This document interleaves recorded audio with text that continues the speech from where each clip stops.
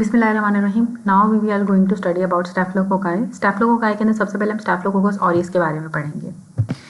Now जो staph aureus होता है इसकी कैरेक्टरिस्टिक में सबसे पहली बात ये कि आपकी नोज को ये कॉलोनाइज करता है, एनकैप्सुलेटेड होता है स्टैफ ऑरियस। कॉगलेज भी पॉजिटिव होता है, कैटेलेज पॉजिटिव होता है, बीटा हीमोलिटिक होता है, मैनिटोल फर्मेंटर होता है, मैनिटोल फर्मेंट करता है जिसकी वजह से हमें गोल्डन येलो कलर की कॉलोनीज नजर आती हैं।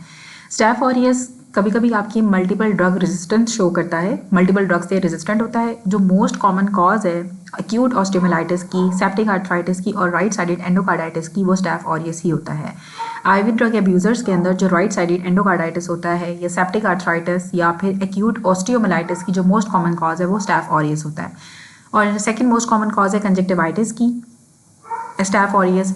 अब स्टैफ ऑरियस की वजह से आपको लंग एब्सिस डेवलप हो जाती है और मेनिंजाइटिस डेवलप हो सकता है लंग एब्सिस के सेकेंडरीली। पहले लंग एब्सिस हुई तो मेनिंजाइटिस हो गया, या फिर मेनिंजाइटिस डेवलप हुआ तो बाद में लंग एब्सिस डेवलप हो गई।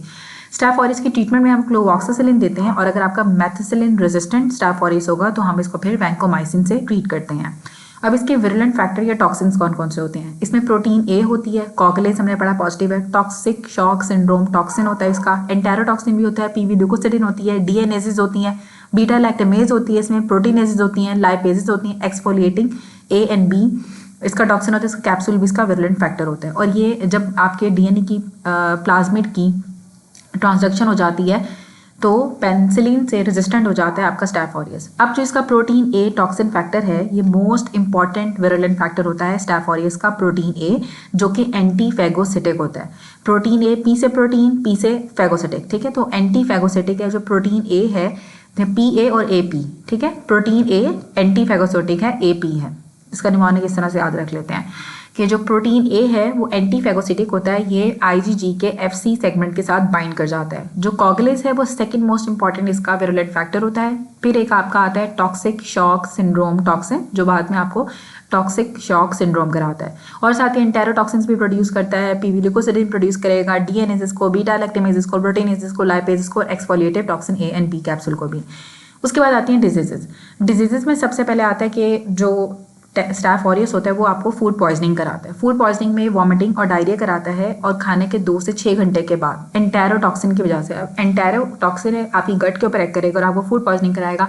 अगर कोई ऐसा पर्सन है जिसको खाने के 2 से 6 घंटे के बाद अगर वॉमिटिंग और डायरिया स्टार्ट हो गया तो इसका मतलब है कि उसको स्टैफ ऑरियस की इन्फेक्शन हुई है। अब जो टॉक्सिक शॉक सिंड्रोम होता है वो फीमेल्स के अंदर हो जाता है जो कि टैम्पून्स यूज कर रही होती है मेंस्ट्रुएशन के लिए। टॉक्सिक शॉक सिंड्रोम के अंदर बुखार हो जाता है, वॉमिटिंग होती है और पेशेंट शॉक में चला जाता है। ये TSST1 जो कि आपका टॉक्सिक शॉक सिंड्रोम टॉक्सिन होता है उसकी वजह से भी हो सकता है, या फिर एंटेरोटॉक्सिन की वजह से भी हो सकता है।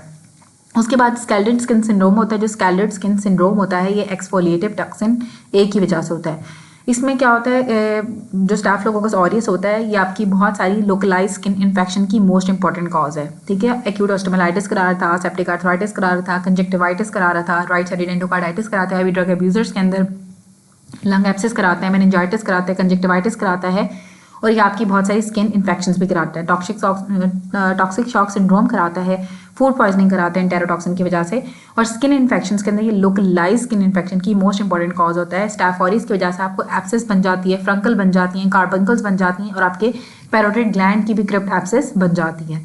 अब स्टैफ ऑरियस की वजह से आपको बहुत सारी हॉस्पिटल एक्वायर्ड इन्फेक्शन भी डेवलप हो जाती हैं, और ये मोस्ट कॉमन कॉज है वुंड की इन्फेक्शन की। वुंड जो ज़्यादातर इन्फेक्टेड होते हैं वो स्टैफ ऑरियस की वजह से ही इन्फेक्टेड होते हैं। अब आते हैं मरसा। मरसा क्या होता है? मैथिसिलिन रेजिस्टेंट स्टैफ ऑरियस होता है जो कि 20 से 40% लोगों के एंटीरियर नेयर्स में प्रेजेंट होता है। 20 to 40% पर्सन्स के एंटीरियर नेयर्स के अंदर मरसा प्रेजेंट होता है जो कि मैथिसिलिन रेजिस्टेंट स्टैफ ऑरियस होता है। अब जो कम्युनिटी एक्वायर्ड मरसा होता है वो पेंटन वैलेंटाइन ल्यूकोसिडिन, ठीक है। पेंटन वैलेंटाइन ल्यूकोसिडिन एक टॉक्सिन होता है, प्रोड्यूस करता है, जिसकी वजह से आपके न्यूट्रोफिल्स की एपोप्टोसिस हो जाती है।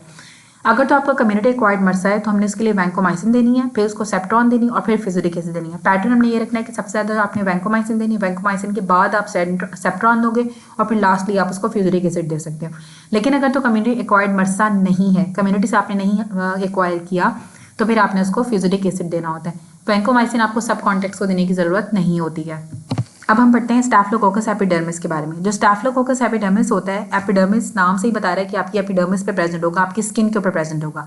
ये कैटालिस पॉजिटिव होते हैं, जितने भी आपके स्टैफिलोकोकाई होते हैं ना वो सब कैटालिस पॉजिटिव होते हैं। इसीलिए हम इसे डिफरेंशिएट करते हैं स्टैफिलोकोकाई को स्ट्रेप्टोकोकाई से, कि जो स्टैफिलोकोकाई होते हैं वो कैटालिस पॉजिटिव होते हैं, जो स्ट्रेप्टोकोकाई होते हैं वो कैटालिस नेगेटिव होते हैं। लेकिन स्टैफिलोकोकाई के अंदर भी जो स्टैफिलोकोकस ऑरियस होता है वो कॉगलिस पॉजिटिव होता है और बाकी सारे कॉगलिस नेगेटिव होते हैं। तो इसलिए आपको जो स्टैफिलोकोकस एपिडर्मिस है वो भी कॉगलिस नेगेटिव होगा लेकिन कैटालिस पॉजिटिव होगा।